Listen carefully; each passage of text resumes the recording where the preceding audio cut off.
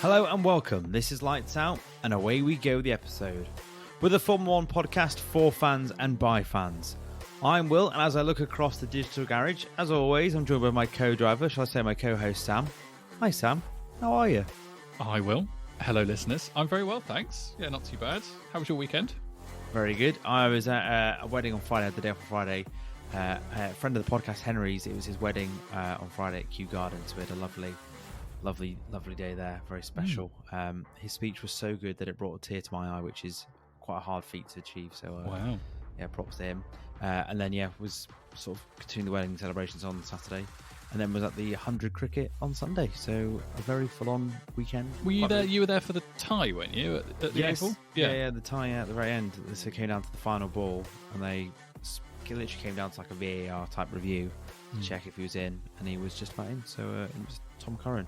Yeah, played very well. It was good. It was good. How about you? How was your weekend? It was very nice. Yeah, we had quite a quiet weekend this time. I feel like we've been away quite a lot recently, so yeah, it was nice to just have some quiet family time at home. We got our daughter had her feet measured for her first ever pair of shoes. Big milestone. Very cute.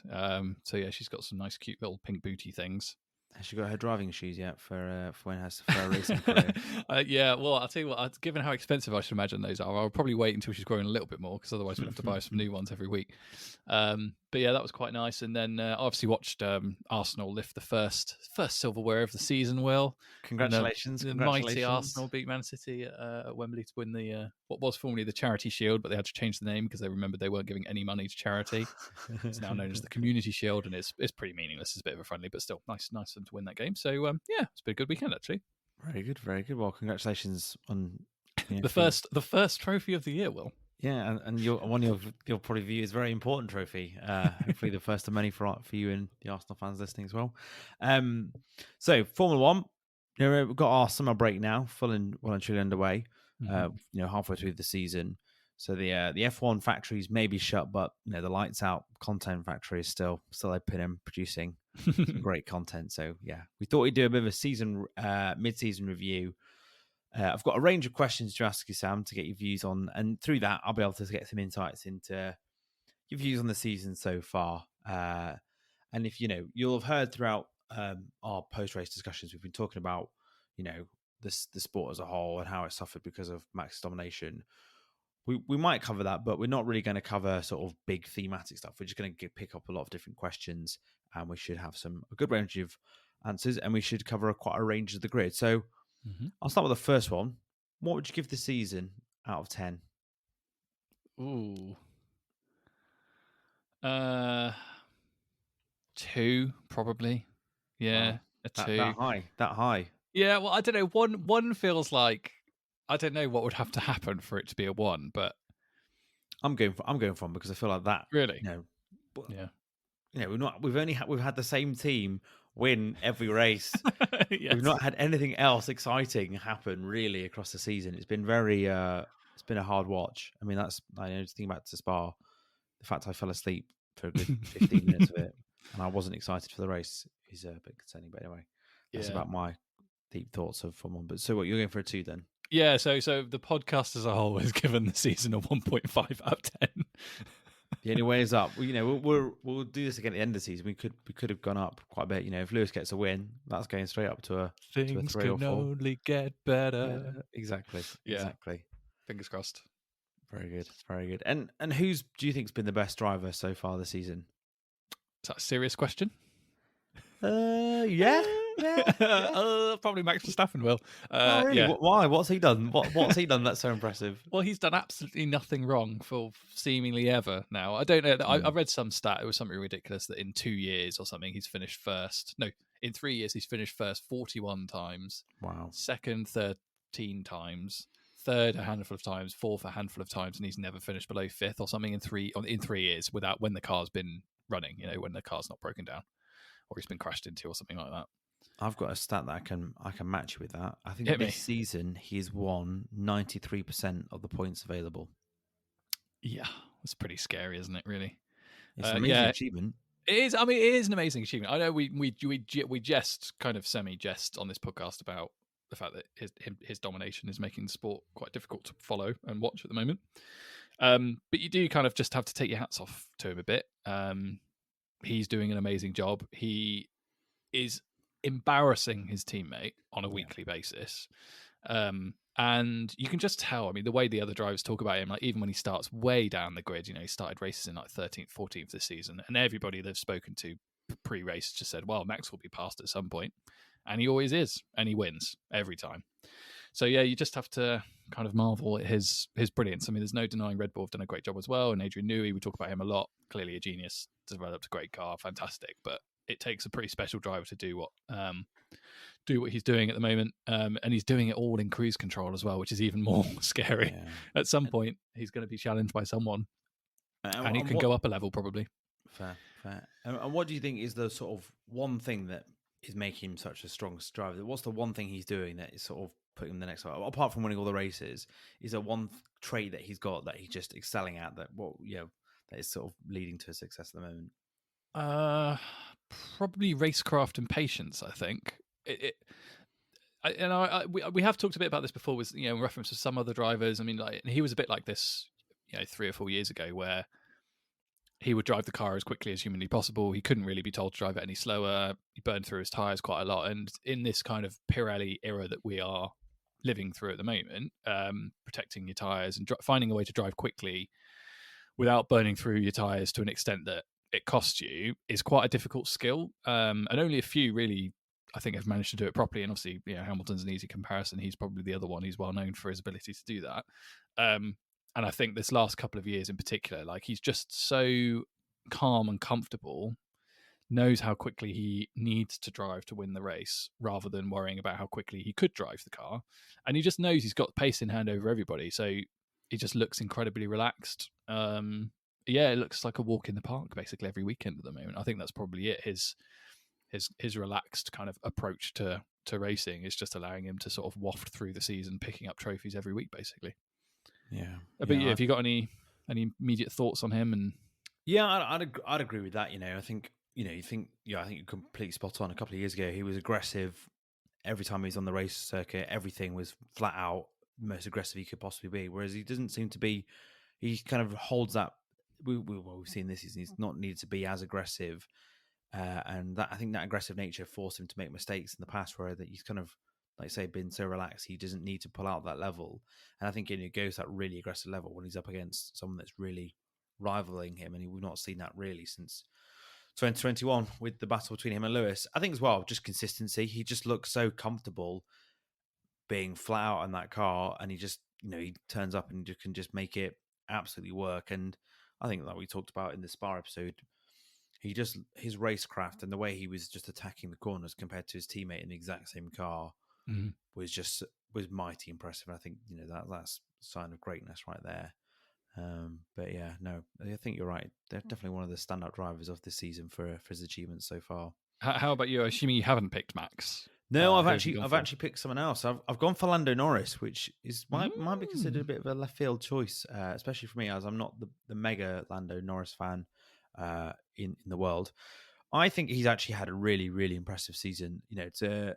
He really has maximized the car when its performance has improved. I think that's one of the sort of key themes that we've sort of discussed in this podcast since we started, is that to be successful for Formula One, you have to maximize those opportunities when you find yourself in point positions. And McLaren, with their improvement in performance and the drivers they've got, have really maximized that. And I've been really impressed by Lando Norris because it seemed to be they kind of shut up the grid pretty quickly. From 1 minute they were sort of the back of the grid, very much the last team on the circuit. I think it was Bahrain, they were nowhere near anywhere else, and then Saudi Arabia they were getting lapped, and it was terrible for them.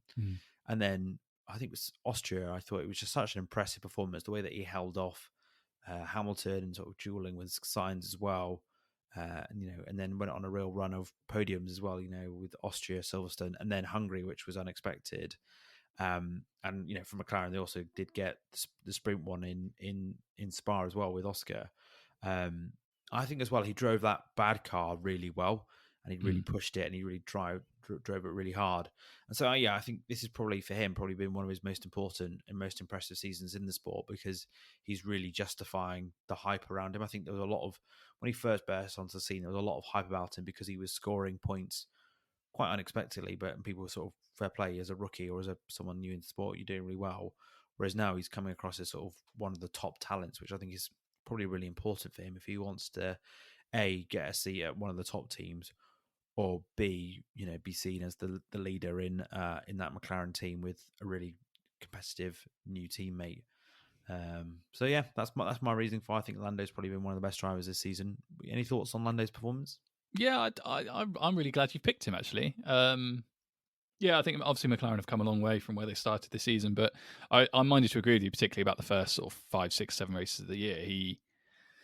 That car was truly appalling, and he was hauling it up into points finishing Yeah, positions like semi regularly. It's no mean feat at all. And yeah, he sort of not dissimilar to Max. I think like he just looks a much more relaxed driver. I think this season, yeah, and that's he's helping him a matured, I lot. think. Yeah, there's definitely a level of maturity there. I think you're right. So yeah, no, he's had a really good first half of the season. I'll hold off from further McLaren chat until we maybe discuss another driver later on. But Very good. yeah, I think Well, he. I hope Who it's not. could it be? Yeah, who could it be? And I hope it's not in this next section. This next question I've got for you. Who do you think's been the worst driver? Oh, yeah, I think Daddy's favorite boy. I think so. I do feel a bit mean picking Stroll because he broke his wrists and hands, didn't he, before the first race, and somehow managed to get himself fit and drove all right in Bahrain. But I mean, he's being properly dominated this year. It's 11-1, isn't it, in races, him and Alonso, and the Wow. gap is, I think, it's like 102 points difference between Alonso and Stroll, which is the second largest deficit from teammate to teammate, apart from obviously Red Bull, where Max was totally bossing Perez. So, yeah, I think on that basis, he really should have got more, I think, from that car earlier in the season when it was really up there fighting for podiums regularly. I mean, he got beat by he got beat by Ferrari. I think he got beat by Hamilton, didn't he, in a couple of races? And I mean, I know we're talking about like greatest of all time kind of drivers, but they were in really poor cars back then. The Aston Martin was so much faster. Yeah. So yeah, I don't really feel like he maximised the opportunities that they had sort of first half of the season, and obviously they've gone down this development direction at Aston now, which seems to have hurt them a little bit. So they've got some work to do, I think, to figure out what they've done wrong there and try and improve the car when they come back after the summer. But yeah, to get beat 11-1 by your teammate in 12 races, albeit that teammate is Fernando Alonso, fine. Still not great, is it really? I don't think, in terms No. of like thinking about how competitive that team is was at the start of the season and how competitive they want to be over the next 5-10 years. I don't know. I'm not. It's really horrible. It's really harsh to say like they're carrying him because of who he is and who his dad is, but at some point there's a conversation coming, I think, because you can't have a driver who's so much further back than their teammate all the time, particularly in a team that's not going to win the constructors like Red Bull are. Like, this isn't a problem for Red Bull because Max could win it on his own. They don't have to worry about the second driver, but Aston Martin very much do if they want to maintain or try and get close to getting second in the constructors. Yeah, it's almost embarrassing, like for him, for the fact that for him and his dad, that his dad owns the team. They've employed a two-time world champion, and he is, when Alonso got those podiums at the start of the season, he wasn't having to work flat out for those. He felt like he was quite comfortable getting those podiums, and he really sort of stepped up to maximize that car. Whereas Stroll was, it wasn't like Stroll was finishing fourth. Stroll, from my recollection, was quite a bit behind. And I think him and Bottas have been probably the two of the most anonymous drivers this season. They've done nothing of note really in any of the races. They've been very anonymous in sort of just their profile as well. And I saw this I think I saw on Twitter. I refuse to call it X. I just think it's absolutely nonsense. On the Twitter. artist formerly known as Twitter. Yeah, the artist formerly known as Twitter. Yeah. Very good. That's very good. I like that. I'm going to start using that more. I think it was David Croft was sort of set the quotes attributed to him saying he thinks that Stroll's kind of had enough and he may call it quits at the end of the season, which, if I was his dad, I'd be like, well, fair enough. You're giving it a good crack, and it gives an opportunity to bring in someone else that's much more high profile and actually much more competent. I think it was Monaco, wasn't it, where Stroll was the cause of quite a few crashes, and he was just making quite a few errors in the wet conditions as well. And he did win the Latifi then. He did. He was But it's strange. slaloming his way around, wasn't he? Yeah, but it's strange because if you look at Stroll's junior career, he was actually quite impressive and he did quite well. And then I think he's just never, he's been really hit with the tag of being like daddy's favorite boy, whose dad has just bought him seat after seat in the sport, whether it be Williams or buying, Force India and then making the Aston Martin. Um, and Lawrence Stroll, the owner, seems like a very, very competitive chap, and I think he will want to win championships and races. And like you say, I think that conversation is coming. If Mm. one of the drivers, your son, is nowhere near nowhere near where the other driver is achieving that. Yeah, so I'll just add to that very quickly that it's 11-1 in races, but it should be 12-0 if you remember the occasion, because I remember this from the predictions game where Alonso was chasing down Stroll and then Yes, said, "I will not attack Stroll. I will not attack him," even though he had a yeah. faster car, faster tyre, and should have finished ahead of him, but decided not to for weird Fernando Alonso knew about the prediction game reasons. So yeah, it should actually be 12-0. How about you? Who have you picked for worst driver, or who would you pick for worst driver this season so far? Well, we've covered his teammate already, but I've gone for Checo, and you did touch on this. He's been absolutely humiliated by his teammate, and I think Checo or Sergio Perez is just having a really, really bad season. He's just performed so badly in the rocket ship, completely outclassed, outperformed, outscored, outdriven in everything by his teammate. And the Spa race, I thought, showed that so well because he just looked so hopeless in that car. It just looked like him and Max were driving different cars. The way that Max overtook him, and then was it like 20 seconds by the end, the gap between them. Yep. So I think that captured his sort of race, how he's performing in races throughout the season. I actually then think like Monaco is quite a good example of his troubles in qualifying. I think was the stat of how he's failed to make it less times to Q3 than He's Nico level with Hulkenberg. Hulkenberg. Oh, Yeah, level now, they're level level now. now. Yeah. Yeah, and I think that performance in Monaco and that qualifying just encapsulates the problems he's having with qualifying. He crashed at Q1 at a really simple corner because he was either going too hard or not paying enough attention, or the pressure was getting to him, and then he was out. What was it, 15th, 16th, 17th, whatever, in a circuit you can't overtake at. So I think I think it's a real shame for him because he started off so well. And I think also the reason why I feel like I'm annoyed with Checo is because when he's won those first couple of races, uh, there was the conversation was very much shifting in Formula One to like, this is going to be it. This is going to be the season. It's going to be Max versus Checo. We're going to finally have the battle between them. They've never really had it before. This is going to be the one. And this hype started to build really, really quickly. And I think we discussed a little bit as well. But how will Christian Horner manage these two drivers that are gunning for the World Championship? And then Checo decided it for Max by himself by just poor performances week on week. And we've it just ruined the World Championship, and we don't have a title battle because of mistakes and errors. And that's what a lot of it is. There's been a lot of mistakes and errors that Checo has made. It's not just that he's got unlucky; he's made self-inflicted, self-enforced mistakes, and that's just really poor when you're in the second quickest, quickest car on the grid, and you're the number two driver. I was thinking about this earlier. Bottas was a more reliable number two driver to Hamilton when Hamilton had his period of dominance. Then Perez is by quite a long way. Bottas could get the car in pole position. Bottas could regularly win races, and Bottas was always guaranteed to be on the podium with Lewis, whether it be second or third. Whereas Checo, you don't have that guarantee. Yeah, well, Bottas famously didn't miss Q3, did he? Once, I think, when he was driving Really, for Mercedes. Yeah, never fair play to missed him. out on Fair play to Q3. him. Whereas Checo's missed it 5 or 6 times just this Yeah, one season already, and we're only halfway through it. So, yeah. yeah, very odd. You also touched on it as well that the gap in points as well. There's a 125 point gap, which is the equivalent of 5 race wins, which is which is just crazy. And Max as a constructor would still be in first place. He doesn't even need Checo, so to carry Red Bull. But yeah, such a shame. And one to watch. I think one to watch what happens to Checo. Moving on from the worst driver, what's been your favourite race so far? I think I've changed my mind on this one. Okay. So I was gonna say Canada because I just remember the race being pretty good. There were some changeable conditions throughout the weekend.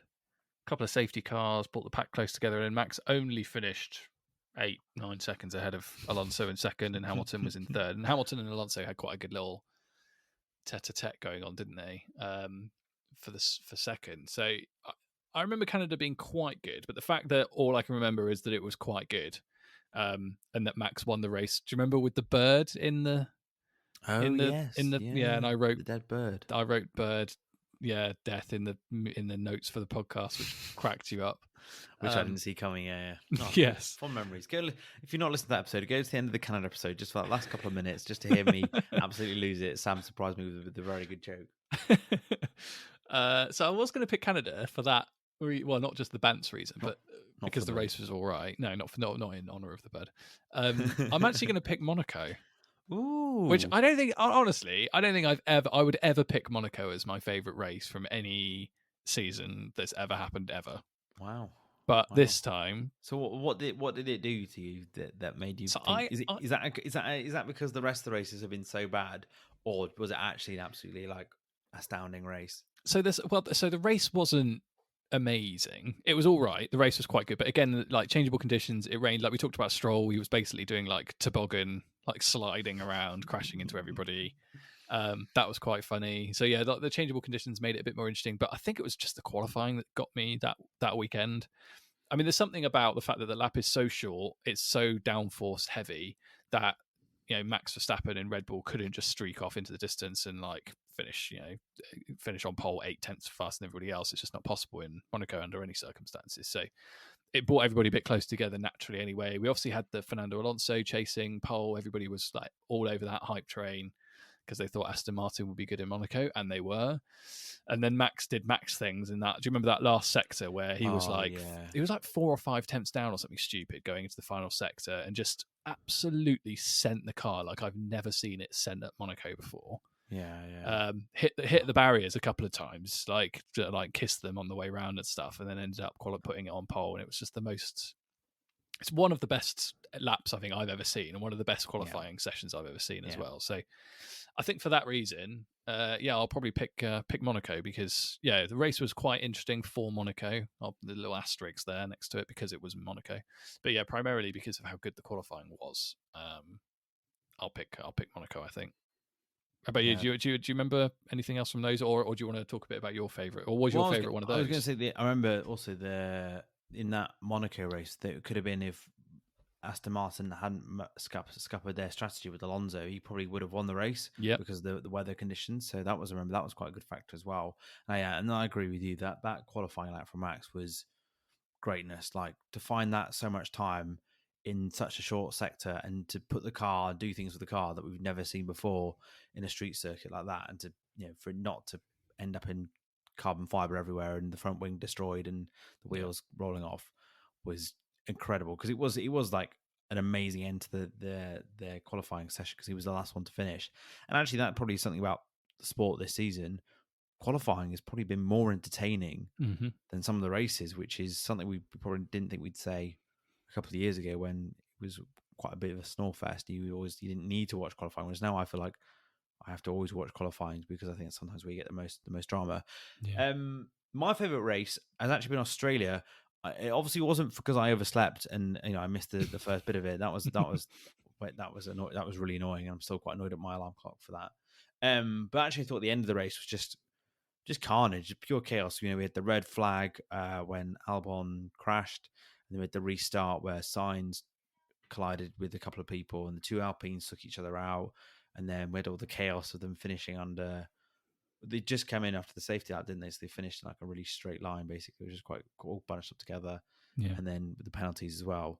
So I just remember that being a really entertaining end to a race that we've not seen for a while, with the red flag restart. And it's just a shame I overslept, but I feel like I saw, of the two parts of the race, I saw the better part of it. You did, definitely. That's a good pick. Yeah, I did enjoy Australia. It was a bit. I mean, the end was carnage, wasn't it? When they multiple red flags and it was a bit silly. I don't know if the FIA got a Latifi that weekend, but they may well have done. I can tell you now because I have the tracker up alongside me. In Australia, they did. I gave them one because of the carnage they caused. But go figure. Yeah, exactly. And connected to the best race, what's been the best moment? So that can be a stand-up moment from a race weekend. You've kind of touched on a couple there. Any ones you're gonna, is it the Max pole lap in Monaco, or is there any other sort of moments that stand out for you as the best moments so far in the season? Oh,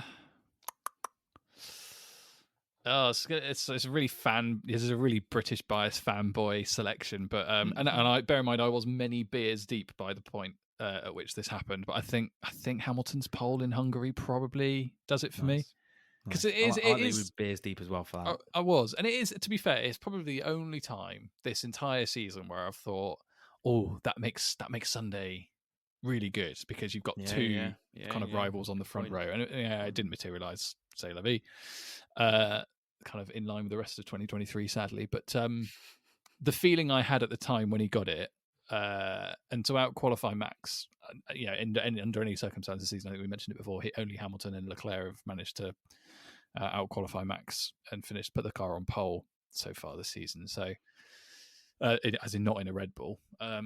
So yeah, I think I'll probably go for that one. I mean, obviously didn't win the race, sadly, but it was quite a special moment. It's the first time he's got pole for a long time. His 104th, was it? I think. Yeah. Yeah, that one. Yeah, I think that was a good one for me. There have been a few kind of good, I guess, interesting moments in races and stuff, but nothing stands out for me, I think, as much as that one. How about you? I was just on that one as well. I think the reason why it was so special, because of like what we talked about this quite a lot throughout the season, is that like for that moment for Lewis was probably a reminder of what it felt like to be the best, and he's had to struggle. I think he's really struggled since Abu Dhabi in 2021, not being in the best and having to deal with a rubbish car and that, and to be on pole because of stuff he was doing in the car must have been an amazing moment for him. Just sort of that relief of like, oh, I've still got it, and I am the greatest of all time. And he was very emotional about it. And it's a shame it didn't turn into a win, but still a great moment. I remember watching that as well and thinking, oh, it was just chills watching that. So as a fan of Lewis, it's just great to see that moment. And let's hope it's not the last pole or win that he gets. My one, I think, is actually another British one. So yeah, a lot of British bias today. And I honestly am not on the Lando Norris payroll or the McLaren payroll, but I did think him taking the lead at the start of the Silverstone Grand Prix was just, I remember watching that, just feeling so excited, like, oh, this is amazing, here we go. And the fact he held on to it for several laps, to see the home driver leading for the first time at his home race and breaking probably that long stretch of Max always being at the front and winning. It just felt like, oh, is the McLaren good enough in that really good chrome livery to take on and beat a Red Bull livery race? Sadly, it wasn't, but it was just a real contest, and that feeling of excitement at the start of that race, when that he was still in the lead after like 5 laps, I was like, oh, here we go. Which is a shame because that's a very small moment of a lot of the season, but it was just nice to have a relief and a change as someone that wasn't Max leading. Yeah, that was a good moment. And also, we got to enjoy that one together because you were at my house. Yes, we were watching it together. Yeah. And then it became one of the most boring races ever. I think we were both nearly bored to tears or dozing off. Yeah, it didn't quite end how it started, did it? Sadly, but no, that was a good moment. Yeah, I was pleased for Lando. Yeah, nice for him to lead his home Grand Prix. And that first win must be coming soon, surely, for him. Yeah, I think so. I mean, I don't know if it will necessarily be this season, but it'll be soon. Definitely soon. He's more than good enough. So yeah, hopefully he can pick one up soon. Hopefully, both Red Bulls engines implode or something at one race weekend, and we get a different winner, and Norris is in the conversation. That would be fun. Or the McLaren, they keep bringing more upgrades to it, and they go even quicker than the Red Bull. They find like 2 seconds of pace or something. That feels like a longer shot than my suggestion that both Red Bull cars engines implode, despite the fact that their engines have been absolutely bulletproof all season so far. The days of Honda and Red Bull engine reliability are long gone, sadly. Yeah. So one final question before we go to break, and hopefully a nice little one to end on. What's the one thing you've learned about F1 this season so far? Oh, yeah, a bit deep for you there. That is deep. Ted Kravitz is still the best, and and David Croft is more excited about this season than literally anyone else alive. He doesn't see the era of dominance, does he? He just sees it as like some great spectacle. Yeah. I mean, I don't know. Maybe he just arrives each weekend just thinking, oh, well, I'm going to have a lovely time. I'm going to sit here. I'm going to watch the Red Bull win the race, and I'm going to go home. And that's it. Maybe he just doesn't have any expectations for exciting racing. My biggest takeaway, or the thing I've learned, is probably that. Sorry, it's a really depressing way to end this half of the podcast. It's that the gap is genuinely enormous, I think, between Red Bull and everybody else. Max has coasted, I think, a lot of this season, picking up wins very, very easily. They've also bought upgrades to make the car even faster than it is, and they've probably got a few more to come to. And I think we've seen in other periods of dominance where, like particularly with Mercedes, teams get relatively close, and we saw Ferrari get quite close for a few years, and then Red Bull started getting a bit closer as well. And that always felt possible because those teams were always within, I don't know, half a tenth a lap, I suppose, something like that. It always felt like a gap that could be bridged over the course of a season or over the course of a couple of seasons. But at the moment, I think in normal racing conditions at most circuits, the gap is between like 7/10 and a second, probably, at Red Bull running at full pace. That is like that. And they're not even doing that at the moment. So I don't know. Sorry, it's a bit of a sad way or a bit of a depressing way to end this half potentially. But my takeaway really is that this is probably going to be our lot for quite a while, unless there's some kind of development miracle happens in the winter and a team comes to the fore at the start of next season, and we see a really significant change, or Red Bull do something mad and go in the wrong direction, which feels incredibly unlikely. I sort of feel like this period of uber dominance probably could last quite a while. Sorry. What you thinking through into next season and quite a lot of next season? Easily, yeah, because it's just such a big gap. Like in previous years, we've seen half a second or whatever is doable, but it's hard. It takes a long time, a lot of development, and a lot of money as well, which teams don't have much of anymore because of the cost cap. A second, I mean, years. In some cases, probably years to bridge that kind of gap. So, yeah, I don't know. It's definitely the last few races in particular has made me ponder, because we've seen a lot of upgrades. I think that's what's done it for me. Like Mercedes bought a load of upgrades. It was like their new dawn has come and they're still a second off the pace. Aston Martin bought a load of upgrades. They were talking a big game about potentially competing for wins. They're miles off it now. McLaren, brilliant. They've come out of nowhere, upgraded the car, shot up right up the grid, but they're still miles off Red Bull, even with that amazing progress. And then you've got Ferrari, who were in the conversation last year, and they're absolutely nowhere this season. It's just a bit like the gap is so big. It's taken an absolute heroic effort for some of those teams to get as close as they have already, and they're still miles off. Yeah, well, that's the thing. There's a lot of those teams will be working flat out, and they've probably worked flat out to get there, and they're still miles away. Yeah, and they'll, it probably need another reset of the rules for change, but also anyone to be anywhere close. But yeah, that I mean, to add to your depressing thing you've learned from F1 this season, I'll join you with the depression takeaway if you want. I think this has been I've said this several times, but important to bring it out here. I think this has been the worst season of dominance. Yeah, we've had seasons where Hamilton, Vettel, even when Schumacher was in the sport as well, they were dominant, but the races were still exciting. They generated good exciting races with interesting wins. It wasn't them winning by 20 plus seconds every week. And then I made this point. I think they all blur into one, but after a couple of races, maybe it was Austria. I think it was Austria. I said just the nature of Max winning. It's very emotionless. There's no he doesn't seem that fussed about breaking records or coming first. It's very like, yep, job done, lovely stuff. I've won another race. And I think we've touched on this as well, is the boredom he's sort of experiencing as well without a contest. But also I think the thing I've also thought reflecting on is like, it's just the inevitability of it all. It just feels like Max is going to win from any position on the grid. And then that takes away from the spectacle because you just know that the winner is decided and he could be anywhere on the grid. And we felt like that in Spa when he was, I can't remember, he started sixth, was it? And he was, everyone was just saying in the race before, what race does he take the lead? And it was slightly longer than everyone thought, but it was never in question. So yeah, bit of a shame really. And yeah, maybe on that depressing note, we should go to a break and we'll be a bit more jolly after the break. Agreed. Let's do that. Very good. Let's go.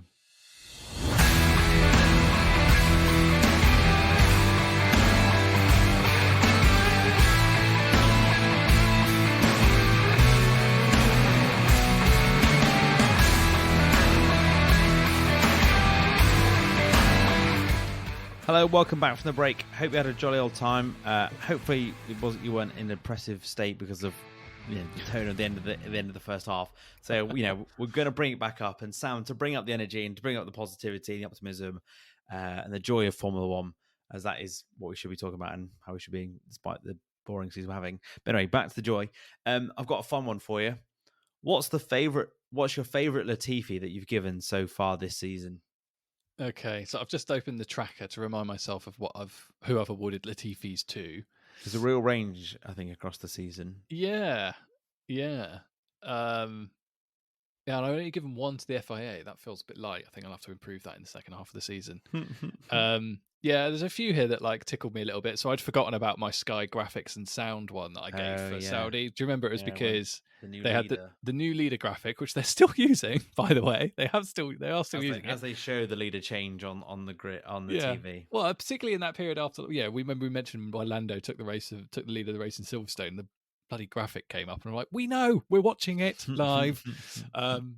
And the other one was the sound guy. I got really annoyed because they were showing helmet cam, weren't they, with the wrong sound, and it was just bizarre.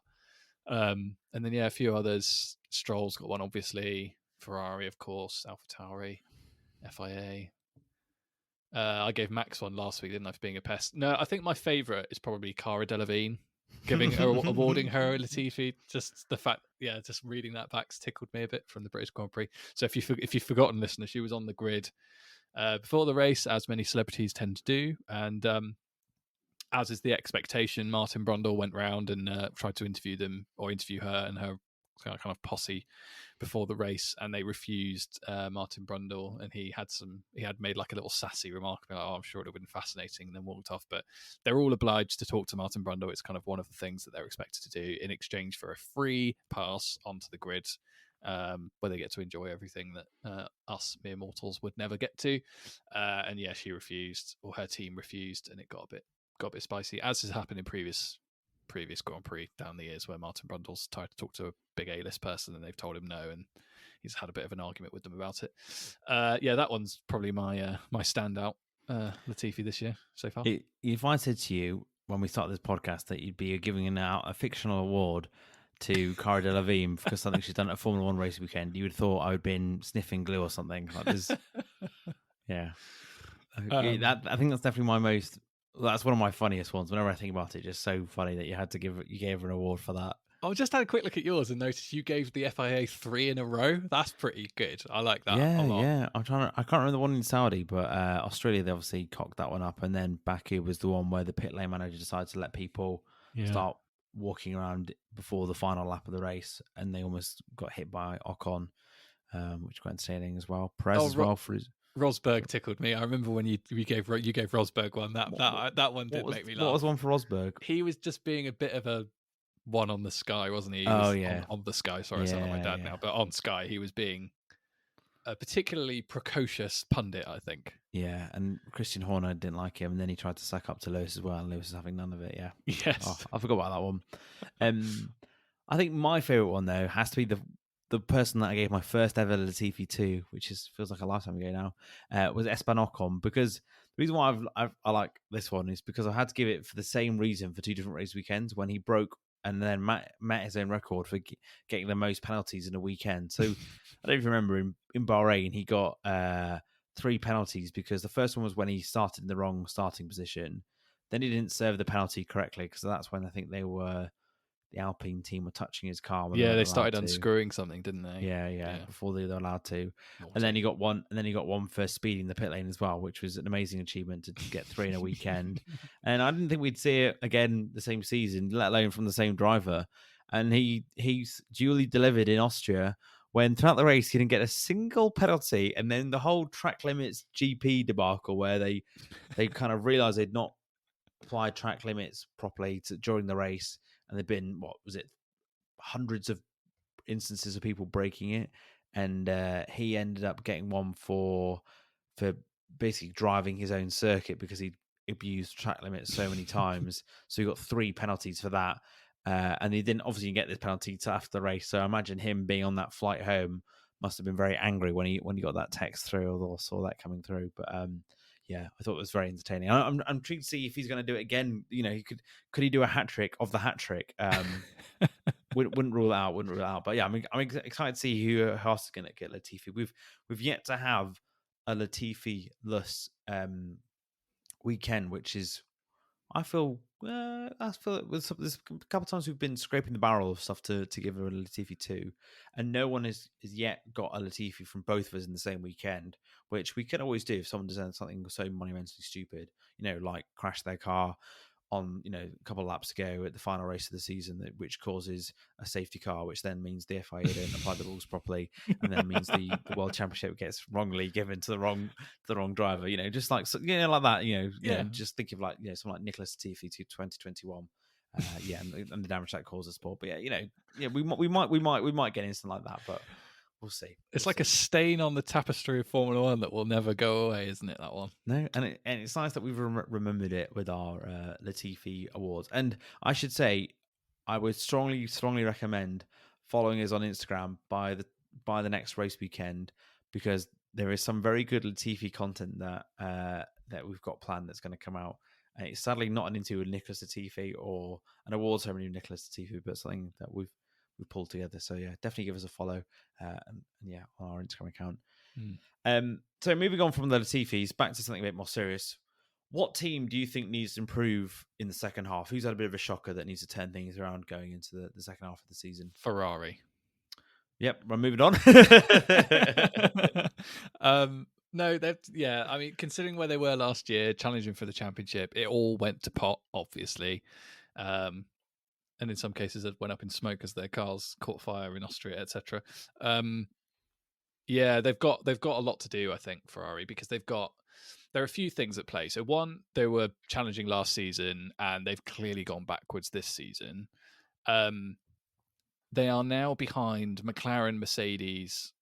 So, hold on, McLaren, Mercedes, and Mercedes, and potentially Aston Martin if they get themselves together. So they're almost the fourth or fifth fastest car on the grid potentially, having been very, very, very much the fastest for a bit last year, and then second fastest for the second half. They've got two extremely competitive drivers. One who I think we both agree is probably future World Championship material. One who is very, very good, although potentially not in that same bracket, but equally competitive. They've got a strategy team that how can I word this right? It feels like they have a strategy team that's been set up deliberately to troll their own drivers. To be ignored by their own drivers. Yes, or to just have an argument with their drivers. They're just there to be contrary and just suggest a strategy that they know neither driver's going to want, and see which one of them perks up on the radio and says, no, we're doing it this way. There's just a lot to do. And I do like Fred Vasseur, so I feel like they've got the right person in charge to do that. But there's a lot that needs sorting out, I think. And if they want to keep Charles, I feel like they need to make some serious progress. In the same way, we had similar discussions about Lewis, didn't we, not that long ago? Like, if the Mercedes want to keep Lewis for another year, they're going to have to demonstrate some progress. It looks like they've started doing that, albeit it's been a bit limited, I think.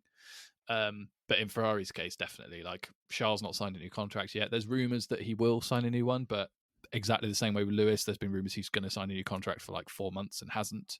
I think until pen is on paper, you can never count these things as done. So, yeah, they're the ones I think with the most to lose potentially between now and the end of the season. So, yeah, Ferrari.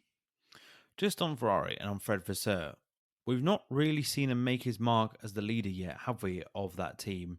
Because he's been in place since, January, and the strategy call seems to be still be baffling. The car performance, I know that's obviously hard for him to influence, but do you think, if Ferrari's still like this come the end of the season or going into start of next season, do you think there's a risk that he could lose his job because he's not delivering any change? And, he is very experienced, but he's not really come from a winning team. And that's probably what Ferrari are missing. They're kind of missing the Red Bull, Mercedes winning mentality, the winning edge, and they just don't seem to have that at the moment. Do you think he should be worried if these issues are still present, in the end of the season or after a couple of races next season? Yes, I think so. I mean, I think anyone in charge of Ferrari should generally just be worried. Um, Mm, no, yeah, I mean, they've had pretty much every type of leader. I think they've had kind of ruthless, kind of ball busting leaders. They've had really nice, kind of chill, come up through the organization, likable Matteo Bonotto, for example, types of leaders. And now they've got Fred Vasseur, who's a really kind of practical, hands on, will be quite involved. Kind of team principal, quite different to the likes of sort of Horner and Toto Wolff and people like that. But he's very well liked. I think that's key. mm, He's got a really good relationship with Charles. That's also going to be quite key, I think, moving forwards. I mean, the key thing for them really is like they need to make a decision about whether or not this this kind of philosophy they've gone with regards to the car design. So they've gone for quite an outwashy type of design in comparison to what Red Bull have done. And obviously, there's a lot of convergence on the Red Bull design because it is clearly the best. The next sort of 3 or 4 months are really key for them, I think, in establishing whether or not, well, even shorter than that, really. I mean, they're probably already thinking about, or they will be thinking about next year's car already. But there's an awful lot for them to sort of decide upon over the next few months to shape next season. I feel it feels a bit of a cop out because maybe we won't know necessarily whether or not those decisions have been correct until first race next season. But I do still think there's an element that they have to demonstrate some progress, and I think they have to prove to Charles Leclerc in particular that it's worth him staying. yeah, Because yeah, as we've both spoken about quite a few times on the podcast, like those drivers are fuming a lot. There's a lot of frustration, and the only thing that's going to help improve that is performance on track and performance in the garage. So yeah, lots for them to think about and improve. How about you? I assume you haven't picked Ferrari then, so you must have. No, I've gone for something different. I've gone for Alpine. Maybe. Very good. I had to like translate that for a second. I was like, what? And then I got what you're saying. Yeah, just they're having a terrible, terrible season. They've obviously set quite high expectations to climb further up the grid, and they just feel like they're getting worse. And they had, what was it, with Daniel Ricciardo's last season, which it must have been 2019. They were on the podium and they were quite regularly, and they seemed to be really charging up the grid. And they just, in the last couple of years, they just seem to really have lost that momentum. And obviously last year they had the whole drama with Alonso quitting and then Piastri quitting as well. And now they've got an all French driver lineup with Gasly and Ocon. And I looked through their results this season, and the team have had 3 races where they've had both drivers DNF and not finish. And then obviously with what we had right before the Belgian Grand Prix, the weekend of the Belgian Grand Prix, just chaos at boardroom level, people being sacked at short notice. Otmar, Safnauer, team principal, gone by the end of the weekend. A lot of other changes as well, and that followed some other changes to the boardroom earlier in the season. Obviously, got investment with high-profile celebrities as well. Really, a really odd one, a really weird season for them. We said about this last week. We're going to do a deep dive on them next week, so I won't go into too much. But I should just leave a little teaser for you, a little rumor that I've heard. Apparently, Matteo Bonotto has been linked to the team principal job, so we might see the Italian back in Formula One. Wow. And his lovely curly hair. So, yeah, That'd be a brave one. move for him, I think. Yeah, but if you could turn them around, and if he's got the confidence of yeah, the Renault board, who seem a bit mad. It's quite funny that he's coming from the team that I was just talking about, who are also widely regarded on the grid as a bit crackers. And he took the blame for their poor season Yeah. last year. Yeah, that feels a bit history repeating, doesn't it? A little bit. Maybe he'll hire the Ferrari strategist team, and that will cure Ferrari. Who knows? Who knows? So we've talked about what team needs to improve in the second half. Any drivers you think we need to watch in the second half? That could either be, you've been watching them, you think they're really exciting, or someone we should watch to see if they improve, or someone that is going to improve because they start to show a bit of promise. Anyone that sort of comes to mind for that? Yeah, I think so. It won't come as any surprises to anyone who's listened to the pod the last few occasions. I'll go for Oscar Piastri. Your new fave. He's. I feel like Hamilton retires, he's going to be your new fave. He may well be, even though he's Australian and the Australians and Ashes and whatever. And I struggle to make my peace with that every summer that we lose Test matches to them. But I just really like him. I like everything there is to like about him.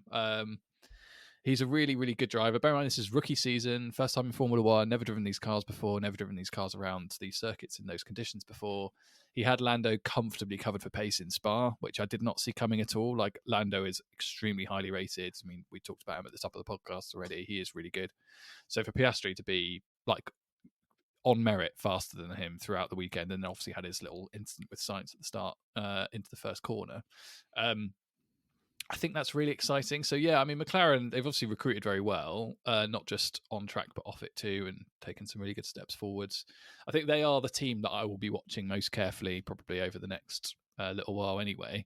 But with those two drivers, like, it's a really exciting lineup. And yeah, I just really like Piastri. I like the way he goes about his business. I think he's a really quick driver. Seemingly quite likable. Like even the chat, like even on Twitter, he's just like the most likable person. Like his chat with his like mum and stuff on Twitter is hilarious. I don't know if you've seen any of it, but No. as the artist formerly known as Twitter. He posted a picture, I think yesterday or day before, of him on a motorbike, and his mum just retweeted him being like, "Absolutely not! It's hard enough watching you drive cars." Oh, very good. It's just nice, wholesome, like really good, really good content. And yeah, I just really like him. So yeah, I think I'll be watching him. But yeah, not just because he's likable, but also I think there's a special driver in there. So I'm going to watch his development very carefully. He's not made any rookie mistakes, really. I don't think there's nothing that springs to mind. He's looked very confident to begin with, and I think you're right. I think it'd be really interesting to see where he ends up at the end of the season, but also in a year's time. You know, if he's this good after what 10, 11 races into the season, imagine where he's going to be after a full season under his belt and then a full winter under his belt as well, and being used to McLaren as well. I think, fair play to McLaren. They were justified in going to get him, and all that shenanigans with Alpine.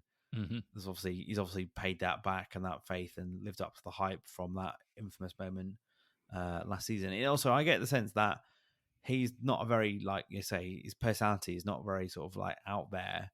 It's very much like, yeah, I'm here to do my job and I'm here to race quickly. And he probably didn't felt a bit embarrassed by having to put all the tweets out last year, sort of distancing himself from Alpine. But fair play, he's got himself a lot of support and interest from fans, and he's living up to that. Definitely. How about you? What drivers are on your watch list? I've got two. I think one of them is Charles Leclerc. Mm-hmm. Like we said, he's had a very mixed season, partly because of the Ferraris not been very competitive, but he's just looked really. His form has really fluctuated. When he looks happy in that car, he looks unbeatable. Backy when he got pole, and Austria as well, he looked really, really strong. At his best, I thought that we've probably seen for a while from him, and then other weekends where he doesn't have confidence in the car or he's not happy in the car, he's just made some uncharacteristic mistakes. I think Miami, when he absolutely binned it unprovoked, really, it was there was no one around him. He just spun off at really a moment in the track that he probably shouldn't have spun off. So I'm a bit concerned about that, and obviously it's led to his piano career as well, which I saw got played on Classic FM the other day. So was it? Yeah. So he's on the rise. I don't know. And also we've not seen the trait of what we see from greatness, and we've said this several times. Like, greatness in our eyes is someone that can take a bad car and outperform it and pull it up the grid and score points. And I don't think we've really seen that from him, where he's sort of like outperformed the Ferrari, or he's been unhappy but still been able to drive it on. And I think you're right, that contract is going to be very interesting, because I think he's going to be hot property the longer that renewal doesn't get signed. Mm-hmm. My other one is Fernando Alonso. Mm-hmm. We've had no coverage of him. We've not talked about him really at all. But since Aston have faded away from getting their podiums, since Spain? Yeah. They've just not featured at all in the conversation. He's not featured in the conversation at all. It was so strong about him at the start. There was so much content about him. Going to get win 33, and Alonso's back, and isn't it great to see Alonso? The great Alonso. Two-time world champion. Can he take it to max? And he did put up a good fight, and he was quite entertaining in those first couple of races. But he's been pretty anonymous. And I think this combination of the car, but his profile, he's just not had that. He's not used that profile, not been given much attention. And we've seen before in the past that if Fernando's not happy, he'll take to doing anything he needs to voice that happiness. And we've yet to see that. So I wonder if he might make a few outbursts on the radio, if he'll start complaining. Are him and Stroll going to clash? I just can't see him being sat there, now, sipping his beer in the summer break and thinking, yeah, I'm having a great season. Yeah, it's great that he's not an Alpine, but from where his season started to where he is now, I think he's going backwards, and I think he'll be very frustrated by that. Yeah, that's an interesting couple of picks. Yeah, no, I like that a lot. Yeah, I think Charles gonna be a really interesting one. Do you think he will do you think he'll batter Sainz over the course of the rest of this season? Do you think he'll comfortably? I say batter, that's a bit harsh, isn't it? But do you think he'll comfortably beat him? He's beating him at the moment, isn't he? Yeah. Yeah, he is. Yeah. Yeah, for me, I really rated Carlos Sainz. I've always really liked him as a driver, and I don't think we've ever seen him really be his reliable McLaren best. That's nothing he was at his peak, and I don't think we've ever seen him replicate that form. So I think he makes it easier for Leclerc to beat him because he's not carried the form he had at McLaren, and he seems to fluctuate in performance quite a bit, and he sometimes seems to make a bit of mistakes. So yeah, I think he will continue to beat him. He just can't keep crashing the car or binning it because then he'll just be gifting points to Sainz. Yeah, it looks like he stopped trying to he's one of those drivers I think that sort of overdrives the car a little bit, so desperate to go fast and just occasionally puts it beyond the limit.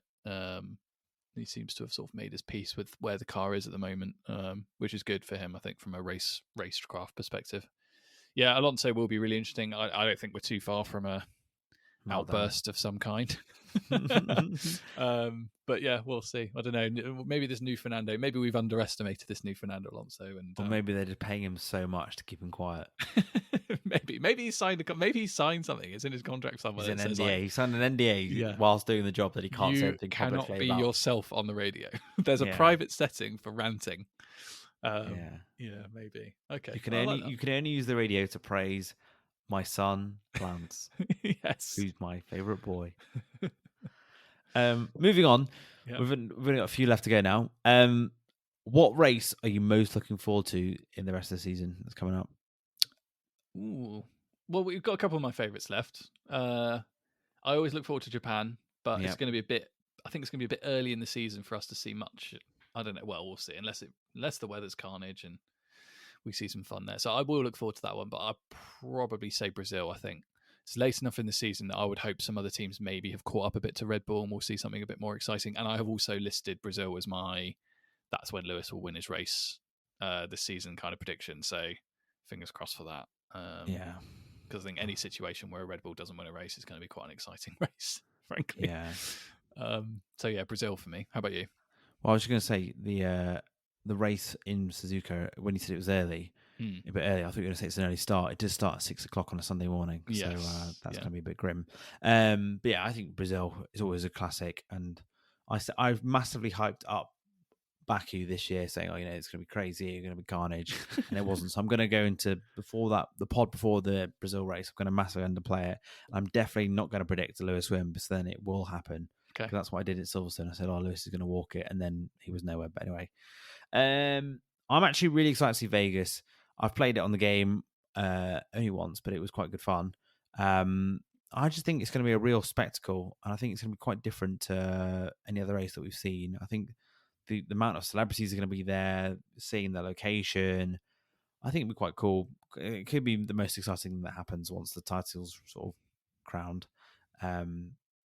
Yeah, I think that could be cool. Like I said, you and I are at a wedding, and it's weirdly the first ever race. I think it's the first race in years that's on a Saturday evening in Formula One. But if you're watching the UK, it's very, very early Sunday morning. So yeah, I don't think we'll be watching that one live unless it's an absolutely chaotic wedding and we're still drinking at 6 o'clock in the morning. But I think I'll be very unwell if that happens.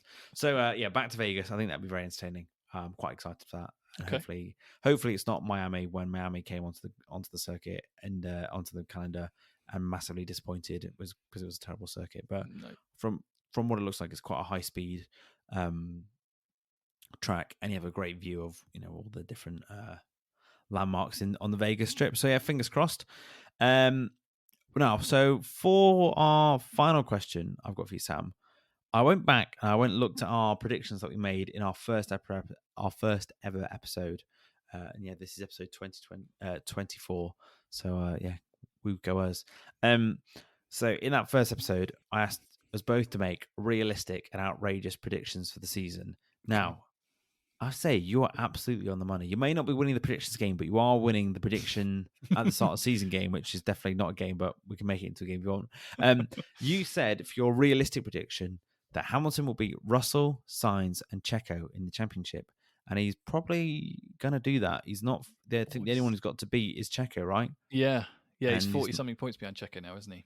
yeah, and wouldn't count that off on current form and how the season's going. Okay. So fair play to you, well done. And your other one was Williams won't be last in the constructors, and they've done it. Williams are not last in the constructors, and it's not going to be likely that they will be last in the constructors come the end of the season. Let's So go. yeah, how's it feel to get those two? You know, your realistic and your outrageous currently are on track to come through. Yeah, that's good. That's good. No, I'm pleased about. Yeah, I mean, the Hamilton one's still got some way to go. I think Hmm. I'm relatively confident, but it's still quite. It's a fairly chunky gap, 40 points. But there's enough races left, and knowing how driven Lewis will be, I think to pick up a win this year. And Checo, I mean, who knows? Roll the dice, find out what kind of performance you're going to get from Checo. Frankly, yeah, there's every chance he does that. That's good. Yeah, I'm really pleased about Williams because that was a bit heart more than head, I think, when I made that Yeah, prediction. So yeah, I'm really pleased that's come to fruition. How about yeah, you? definitely. What were your preseason So predictions? my realistic one, and this was I don't know, maybe caught up in the hype of Alonso. I thought he was going to win a race, which I don't think is going to happen now. You know, if the two Red Bulls crash out or have engine reliability, I don't see him being in the position to capitalize on at the moment on current form and where that car is currently. So yeah, got that one wrong. So and I don't think I'll be amazed if that one comes off. It will take a miracle for that to happen. And then my outrageous one was Danny Rick replacing Perez. Now I think that is still outrageous to happen during the season, but the prospect of Danny Rick replacing Perez at some point in the future, maybe at the end of the season, is not unthinkable because Perez is walking himself out of that job, and Danny Rick is now back in the sport at AlphaTauri and just needs to just do a respectful job. And also at that tire test before he came back at AlphaTauri, absolutely smashed out of the park and absolutely smashed Perez's qualifying lap time from Silverstone. So I wouldn't write it off. So that my outrage one is probably more realistic than my realistic one. So I'll take that. Yeah, I don't think you're not far out. Well, you weren't far out with the Alonso one, were you really? Like he had the chance in Monaco. If he was going to do it, that would have Yeah, been it. I true, think true. you weren't far off there, but for a poor strategy decision from Aston. Um, there's a lot of races left, and you never know. It does feel like right now a lot kind of has to happen, the right conditions for Alonso to win a race. But it could happen. Strange things definitely have happened in Formula One. I mean, geez, some pretty terrible drivers have won races down the years. Mm-hmm. And do you know what would be funny about the outrageous one is if Daniel Ricciardo ends up replacing Perez and Perez ends up replacing Daniel Ricciardo at That would be AlphaTauri, quite funny. they just That would swap. be quite funny. That would be really bants, wouldn't it? That would be pretty humiliating for Checo, wouldn't it? It would, but Red Bull don't care about that. No, So no. I could see them doing it. Is there any more predictions you want to make? Or are you happy with those predictions? Any one thing else think is going to happen? I mean, you've kind of predicted Lewis is going to win Brazil, but that's kind of a bit different to the other predictions. Again, that's definitely heart overhead. But I guess you never know.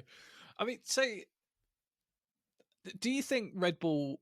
So, at what point in the season do you think Red Bull think, "Oh, we've got an opportunity to win every race here"? No one's ever done it before. It's never been done, by the way, listener. In the history of Formula One, never has it happened that one team has won every race. Let me just get the calendar up. Because if they get to, I don't know, 15, they must start thinking about it, right? Because last season it didn't really work like that. Like they sewed up the championship. Max and then they eased off a bit. They started focusing on this year's car, and then we started to see other teams like Mercedes, picking up the win in Brazil with Russell, and like the gap was closed and things like that. I don't know if they're like 15 out of 20, whatever it is, 20 it's 22 now, 22 without or 21 without Imola. Yeah. I can't remember. It might be 22 without Imola. It's 22 without Imola. Yeah. Yeah. So if they get to sort of 15 with 7 left, I don't know. I think Max doesn't care about records, but I guarantee you Christian Horner does.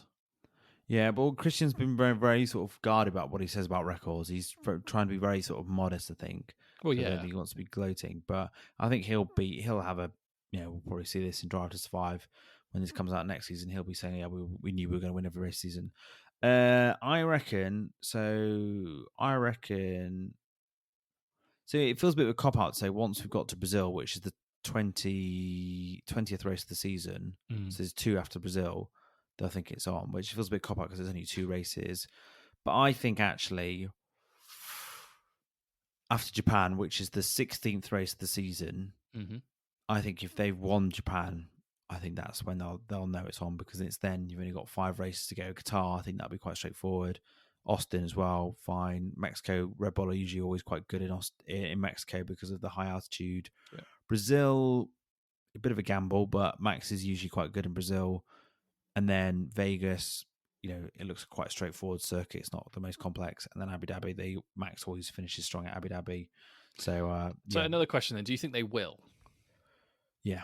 I just think the stars are aligned this season for them. I just can't see it going wrong. I think it had to be something weird would happen to Max, which just doesn't feel like it's going to happen. It just feels inevitable. Like I say, Max winning every race and Red Bull winning every race just feels inevitable. And yeah, the problem is probably at the moment Checo is not there to capitalize. But yeah, I don't know. What about you? Do you think it will happen?